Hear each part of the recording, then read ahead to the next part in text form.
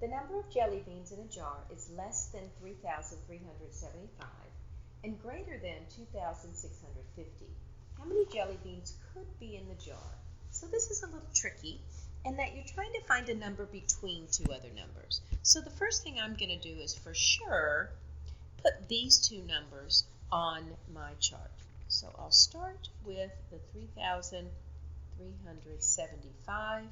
I can place my imaginary decimal right there to make sure I line up my place values right.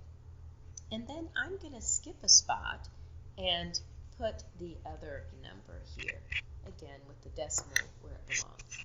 And I'm going to put each number down below and see if it fits in between. So I'm going to start with 3,650.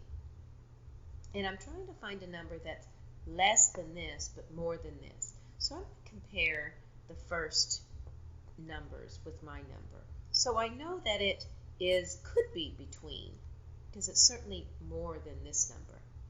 Then I'm going to take my 6 and compare it to the 3. So this number is greater than 3,375. So it does not fall between. So this first number does not fall between. So I can erase that and go on to the next one. The next one is 2,375, and I'm looking for a number that is less than this and more than this. And I'm finding that 2,375, when I compare to this number, is less than this number, so it does not fall between. So that number is not the correct number.